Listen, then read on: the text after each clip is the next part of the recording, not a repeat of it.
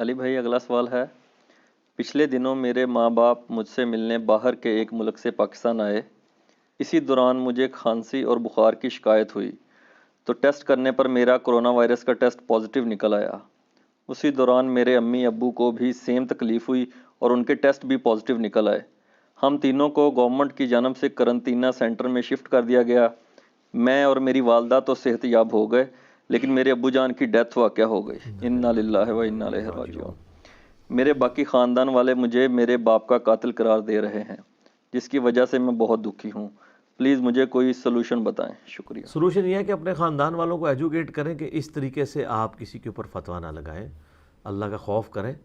بیماری، پریشانی، زندگی موت اللہ کے ہاتھ میں، یہ ضرور ہے کہ آپ نے اپنی پوری ایفرٹ پٹ کرنی ہے۔ وہ تو میں نے بھی جب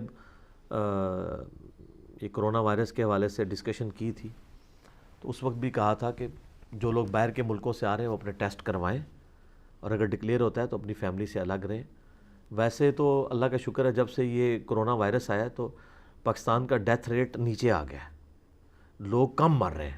آپ ذرا مجھے بتائیں اس 2 مہینے کے لاک ڈاؤن میں آپ نے کتنے جنازے پڑھے ہیں، اور اس سے پہلے جب تک کرونا کا لاک ڈاؤن نہیں تھا تو کتنے لوگ مرتے تھے؟ اس کا مطلب ہے کہ جب سے ہماری پاکستانی عوام ڈاکٹروں سے، ہاسپٹل سے بچ کے گھر میں قرنطینہ ہوئی ہے نا، تو عام بیماریوں سے بھی جو مرنے والے لوگ ہیں نا، انہوں نے بھی مرنا بند کر دیا ہے، اس پوائنٹ آف ویو سے کہ وہ بیماریاں جا کے وہاں پہ خراب ہوتی تھی کیونکہ ڈاکٹرز مس ہینڈل کرتے تھے۔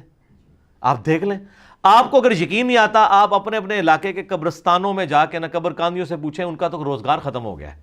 وہ کہتے ہیں ہمیں کیا فائدہ ہوا اس کرونا کا، بندے اگر پہلے 10 مرتے تھے اب 3 مرتے ہیں۔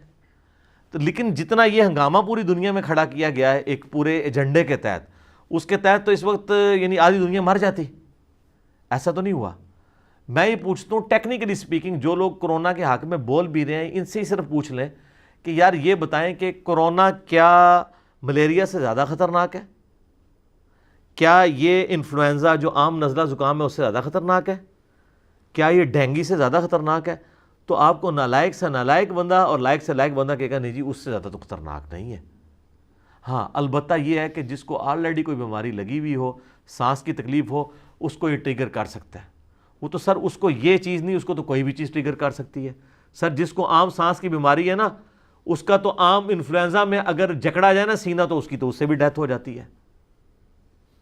ہمارے یہاں ملک پاکستان کے اندر پچھلے 2-3 مہینے میں جتنی ڈیتھس ہوئی ہیں نا کرونا کے نام کے اوپر، اور ان کی بھی حقیقت کیا ہے وہ سب کو پتہ ہے جو وظیفے لگائے ہوئے ہیں، اور وہ ساروں کو جینون بھی مان لیا جائے نا، پوری 3 مہینے کے اندر جتنی ڈیتھس ہوئی ہیں نا اتنی 3 گھنٹے کے اندر دوسری بیماریوں سے ہو رہی ہیں روزانہ۔ لیکن اس 3 مہینے کے ساتھ جو ہم نے اکانومی کا اپنا نقصان کیا ہے، میں تو پہلے دن سے کہہ رہا تھا کہ پرائم منسٹر کا موقع بالکل ٹھیک ہے کہ ہمیں احتیاط ضرور کرنی چاہیے لیکن لاک ڈاؤن کی طرف نہیں جانا چاہیے، ادروائز ہماری اکانومی بیٹھ جائے گی۔ تو بیٹھ کے گئی ہے، لیٹ گئی ہے، آپ کے سامنے ہے، ٹھیک ہے۔ عمران خان صاحب نے تو اپنے آپ کو صاف کر لیا نا اس اعتبار سے کہ انہوں نے ساتھ ساتھ چیخو پکار رکھی ہے، اور انہوں نے کہا جی وہ طاقتور حلقے ہیں، لابیز ہیں، مافیاز ہیں جو یہ لاک ڈاؤن کروانا چاہ رہے ہیں۔ اور ایک وہ وقت تھا جب وہ پرائم منسٹر نہیں تھے، وہ کہتے تھے جب میں پرائم منسٹر بنوں گا تو میں دیکھ لوں گا پھر کون یہ ہے۔ تو جب وہ بنے ہیں تو اب سب سے پاورفل آپ کی شخصیت ہے، آپ مافیا کو بے نقاب کریں، کون ہے؟ وہ بھی نہیں کر پا رہے۔ تو اس کے باوجود میں کہوں گا کہ پرائم منسٹر صاحب اپنے اس فرض سے سبک دوش نہیں ہو سکتے کہ وہ یہ کہیں کہ میں تو شروع سے ہی چیخ رہا تھا، سر آپ چیخنے کے لیے نہیں ہے، آپ پالیسی امپلیمنٹ کرنے کے لیے ہیں، آپ پاورفل سیٹ کے اوپر بیٹھے ہوئے ہیں، ٹھیک ہے۔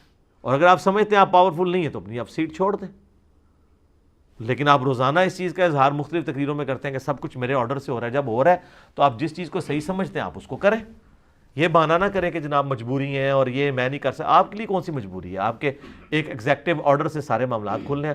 اب تو سپریم کورٹ نے بھی آپ کو ایک کندھا دے دی ہے، انہوں نے مارکیٹس کھلوا دی ہیں، ٹھیک ہے، ایک پاورفل ادارے کی سپورٹ بھی آپ کو مل گئی ہے۔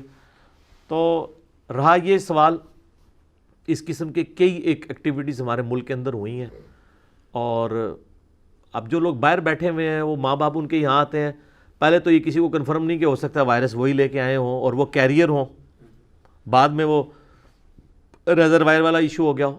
اگر یہاں سے بھی کسی کو لگا ہے تو ظاہر ہے کہ کوئی بھی اپنے ماں باپ کے لیے ایسی ایکٹیویٹی پرفارم نہیں کرنا چاہتا۔ باقی اگر کسی کو کسی سے وائرس لگ گیا تو اس کی وجہ سے اب یہ نہیں ہے کہ اس کے اوپر آپ قتل کا فتویٰ لگا دیں کہ اس نے قتل کر دیا اس کا. ان کی والدہ کو ہوا وہ بھی تو ٹھیک ہو گئی ہیں نا. ونس جب کوئی معاملہ ایکسٹریم تک پہنچ جائے نا, پھر آپ نے یہی کہنا ہے جو اللہ کی مرضی. پہلے آپ نے پوری اپنی احتیاط کرنی ہے, علاج بھی کروانا ہے, ایکٹیویٹی پرفارم کرنے کی کوشش بھی کرنی ہے کہ کوئی اس طرح کا معاملہ نہ ہو. لیکن وہ مسلم شریف کی جو حدیث ہے نا, اے ابو ہریرہ اپنے لیے نفع مند چیز کے لیے کوشش کرنا, کاہلی نہ کرنا, سستی نہ کرنا, اور اللہ سے مدد مانگنا. اس کے باوجود اگر رزلٹ تیرے اپوزٹ آ جائے تو پھر یہ نہ کہنا کہ اگر میں یہ کر لیتا تو یہ ہو جاتا, اگر میں وہ کر لیتا تو وہ ہو جاتا. اگر مگر شیطان کا دروازہ کھول دیتے ہیں. یہ مسلم شریف میں تقدیر والے چیپٹر کتاب القدر کے اندر آخری حدیث امام مسلم لے کے ہیں. یہ پورے تقدیر کے مسئلے کو حل کرتی ہے. تقدیر کا مسئلہ یہ نہیں ہے کہ آپ نے پڑھائی لکھائی کی نہیں ہے, اینڈ پہ دعائیں کرتے رہے اور فیل ہو گئے اور کہتے ہیں جو اللہ کی مرضی. نہیں, آپ نے ایفرٹ پٹ کرنی ہے, سب کچھ کرنا ہے, پھر بھی اگر رزلٹ آپ کے خلاف آئے پھر آپ نے کہنا ہے جو اللہ کی مرضی. یہاں پہ بھی انہوں نے علاج کرایا, سب کوشش کی, الٹیمیٹلی یہ ہو گیا. اور پھر اب ان کے ریلیٹیوز ان کو یہ مردہ الزام ٹھہرا رہے ہیں, تو ان کو کہیں کہ یہ ایکٹیویٹی آپ نہ کریں. اگر آپ مسلمان ہیں تو آپ کا یہ یقین ہونا چاہیے. قرآن حکیم میں سب سے زیادہ شد و مت کے ساتھ یہی ٹاپک ڈسکس ہوا ہے کہ زندگی موت کا مالک اللہ ہے. کلو نفس ذائقۃ الموت, یہ آیت کئی دفعہ قرآن میں آئی ہے. پھر یہ آیت بھی کئی دفعہ ریپیٹ ہوئی ہے کہ جب کسی کی موت کا وقت آ جائے گا تو نہ ایک لمحہ آگے ہوگا نہ ایک لمحہ پیچھے ہوگا. یہ مسلمان کا بنیادی عقیدہ ہے. جس طرح ہمارا یہ بنیادی عقیدہ ہے نا کہ اللہ ایک ہے, اس طرح یہ بنیادی عقیدہ ہے کہ اگر میری زندگی 63 سال اور اتنے دن لکھی ہے, 1 گھنٹہ اس میں اضافہ نہیں ہو سکتا اور کوئی دنیا کا بندہ اس میں کمی بھی نہیں کر سکتا. ورنہ خالد ابن ولید جنہوں نے 100 سے زیادہ جنگیں لڑی ہیں, ان کے تو بہت چانسز تھے, اور وہ پیچھے بیٹھ کے نہیں لڑتے تھے, آگے جا کے لڑتے تھے. شہید تو نہیں ہوئے, بستر مرگ پہ فوت ہوئے ہیں. اس طرح تو نہیں ہوتا ہے. موت جب آنی ہے وہ تو آنی ہے. سورۃ النساء میں آیا ہے کہ اگر تم اپنے آپ کو مضبوط قلعوں میں بھی بند کر لو نا, موت وہاں پہ بھی آ کے رہے گی. سورہ آل عمران میں آیا کہ منافقین نے کہا کہ ہم نے تو اپنے بھائیوں سے پہلے ہی کہا تھا کہ غزوہ احد میں نہ شریک ہو, مر جاؤ گے. تو اللہ تعالیٰ نے فرمایا کہ اگر تم لوگ جو گھروں میں بیٹھے رہے ہو یا واپس آ گئے ہو منافقت دکھاتے ہوئے, اگر تمہاری موت بھی لکھی ہوتی نا کہ اتنی تمہاری عمر تھی, تو تم نے خود بخود اپنی مقتل گاہوں کی طرف کھینچے چلے آنا تھا. اور آئے ہیں مقتل گاہوں کی طرف کھینچے چلے آئے ہیں لوگ. جنہوں نے بچنا تھا وہ بچ گئے. دیکھیں کتنے بڑے بڑے صحابہ تھے, شروع کی جنگوں میں شہید ہو گئے, اور کتنے لوگ ہیں وہ 70 80 90 100 سال کے اندر جا کے فوت ہوئے ہیں. عبداللہ بن عمر دیکھیں, غزوہ احد سے لے کے جنگ قادسیہ, یرموک, اور کتنی جنگوں میں شریک رہے ہیں, لیکن 74 ہجری تک زندہ رہے ہیں. 63 سال کی عمر میں حجاج بن یوسف نے نیزہ مارا ہے, تو اس میں وہ بھی حج کے دنوں میں اس نے اپنی دشمنی نبھائی ہے, جنگ میں پھر بھی نہیں شہید ہوئے. وہ اس طرح تو نہیں مرتا. انس ابن مالک 93 ہجری میں جا کے فوت ہوئے ہیں. ٹھیک ہے. ابو طفیل عامر بن واصلہ جنگ جمل صفین نہروان لڑی ہوئی ہے انہوں نے. حضرت علی 40 ہجری میں شہید ہوئے ہیں, اور ابو طفیل عامر بن واصلہ جو ہیں وہ 110 ہجری میں فوت ہوئے ہیں, جنگ صفین کے 70 سال کے بعد. اس دوران بھی کئی جنگیں لڑی ہیں. تو اس طرح تو نہیں کوئی بندہ مر جاتا. لہذا یہ اس طرح کا عقیدہ رکھنا, وہ بھائی کو تو جو تکلیف دے رہے ہیں الگ, وہ اپنا عقیدہ بھی خراب کر رہے ہیں اس طرح کی ایکٹیویٹی پرفارم کر کے کہ بھی میرے ماں باپ کا قاتل جو ہے, اس طرح نہیں ہے. باقی کرونا کے حوالے سے میری ڈیٹیل ویڈیوز ریکارڈڈ موجود ہیں. احتیاط اپنی جگہ ہے, لیکن پینک نہ پھیلائیں. خدا کے لیے پہلے بھی عرض کیا ہے کہ ہر سال 200 سے زیادہ وائرسز, اس قسم کی کئی نزلہ زکام سے ریلیٹڈ بیماریاں پھیلا کے پرفارم کر کے اینٹی باڈیز ہمارا اس کا خود بخود ریکور کر کے دنیا سے چلی جاتی ہیں. اب تو یہ ہمارے وزراء باتیں کر رہے ہیں. اسد عمر صاحب کہہ رہے تھے یہ تو ہونا ہی ہونا ہے, اور لوگوں کو ہو کے خود بخود ٹھیک ہو جائے گا, بس تھوڑی سی احتیاط کر لیں. یہی باتیں جب ہم پہلے کر رہے تھے اس وقت تو یہ کہہ رہے تھے کہ جناب یہ گورنمنٹ کی پالیسی کے خلاف چل رہے ہیں. اب تو یہ سارے باتیں کر رہے ہیں. پینک نہ پھیلائیں لوگوں کو. اب تو بڑے بڑے ڈاکٹرز امریکہ اور یورپ میں بھی بولنا شروع ہو گئے ہیں کہ آپ نے لوگوں کو گھر بٹھا کے نفسیاتی مریض بنا دیا. کئی جگہ تو ڈیٹا ہے کہ جب سے انہوں نے لاک ڈاؤن کھولا ہے تو ان کی وہ شرح اموات نیچے آ گئی ہے. اور یہ جو گوروں کی مثالیں ہیں نا, یہاں پہ بھی جو لوگ کہہ رہے ہیں نا لوگ مر نہیں رہے, نہیں مر رہے ہیں لوگ. گوروں کے ملکوں میں بہت زیادہ لوگ مر رہے ہیں, خصوصاً وہاں پہ سرد علاقوں کے اندر لوگوں کی امیونٹی کم ہوتی ہے. اور وہ تو گورے ایسے ہیں یہاں کہ ہمارا مچھر ان کو کاٹ دینا تو ان کی بازو اتنی موٹی ہو جائے گی. وہ بیچارے اتنے ممی ڈیڈی قسم کے لوگ ہیں, ان کے اندر امیونٹی نہیں ہے. ادھر کے لوگوں میں امیونٹی زیادہ ہے, اور ادھر جو میوٹ ہوا ہوا وائرس آیا ہے نا وہ اس لیول کا نہیں تھا.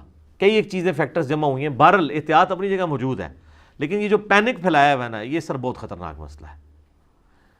اب بھی ان کو چاہیے ایمانداری سے ہی انہوں نے گھسیٹ گھساڑ کے جو 1000-1500 بندہ بنایا ہے 3 مہینے میں اتنی محنت کر کے، اس کا ذرا نا ایمانداری سے نا اس کا بریک اپ ہمیں دیں کہ ان میں سے کتنے لوگ کتنی عمر کے تھے، ان کو پہلے کون کون سی بیماریاں تھیں، تو شاید یہ 1.5 بندہ بھی نہ نکال سکے جو صحت مند مرا ہو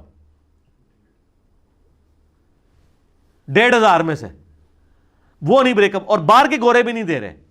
وہاں تو پوری کانسپریسیز چل رہی ہیں کہ انہوں نے اولڈ ایج ہاؤسز کا خرچہ ختم کرنے کے لیے 80 90 سال کے سارے بندے فارغ کر دیے۔ وہاں جوان بندے 30 سال 40 سال یا 15 سال 20 سال کے کتنے بچے مرے ہیں یا کوئی جوان مرے ہیں بتائیں؟ کوئی بھی نہیں۔ یہاں پہ بھی ٹھیک ہے، لوگ کہیں مرتے ہیں، کوئی اگر تگڑا بندہ مر جائے تو ان کی لاش ان کے حوالے کر دیتے ہیں اور ان کو اینٹی کرونا لکھ دیتے ہیں کہ کرونا سے نہیں مرا، جو غریب مر جاتا ہے اس کو کرونا کے کھاتے میں ڈال کے کر دیتے ہیں کمائی کے لیے۔ ہر طرح کے اچھے برے لوگ موجود ہیں۔ بہرحال کچھ جینون بھی مرے ہوں گے، وہ کرونا سے بغیر بھی انہوں نے مرنا تھا، اور بیماریوں کی وجہ سے بھی لوگ مر رہے ہیں، لوگ مرتے ہیں ایکسیڈنٹس کی وجہ سے مرتے ہیں، تو ان میں سے یہ بھی مر گئے، ہم ان کے لیے بھی دعائیں مغفرت کرتے ہیں۔ ویسے مجھے کئی لوگوں نے یعنی میسیجز بھی کیے تھے کہ جی کچھ لوگ اس دوران فوت ہوئے ہیں کرونا کے ذریعے بھی، باقی امراض کے ذریعے، ان کے لیے دعائیں مغفرت کر دیں، ان کے لیے بھی کر دیں جتنے لوگ فوت ہوئے ہیں دنیا میں۔ اللہم انی اسألک بانک انت اللہ لا الہ الا انت الاحد الصمد الذی لم یلد ولم یولد ولم یکن له کفوا احد، اللہم صلی علی محمد وعلی آل محمد، اللہم اغفر لحینا ومیتنا وشاہدنا وغائبنا وصغیرنا وکبیرنا وذکرنا وانثانا، اللہم من احییتہ منا فاحیہ علی الاسلام ومن توفیتہ منا فتوفہ علی الایمان۔ اے اللہ جن جن بھلائیوں کا سوال تیرے محبوب علیہ السلام نے کیا پوری دنیا کے مسلمانوں کے حق میں قبول و منظور فرما، جن جن چیزوں کے شر سے تیرے محبوب علیہ السلام نے تیری پناہ طلب کی پوری دنیا کے مسلمانوں کو عطا فرما۔ اے اللہ یہ جو کرونا وائرس کی آزمائش اس امت پہ آئی ہے اور باقی آزمائشیں بھی اے اللہ چاہے مسلمانوں پہ آئی ہیں غیر مسلموں کے اوپر آئیں، اے اللہ انسانیت کو ان آزمائشوں سے اے اللہ چھٹکارا عطا فرما۔ اے اللہ جو مانگا وہ بھی عطا کر دے، جو نہ مانگ سکے ہمارے حق میں بہتر ہے تو ہمیں بن مانگے عطا فرما دے۔ وصلی اللہ علی النبی الکریم وعلی آلہ وصحبہ اجمعین الی یوم الدین، آمین۔ ٹھیک ہو گیا؟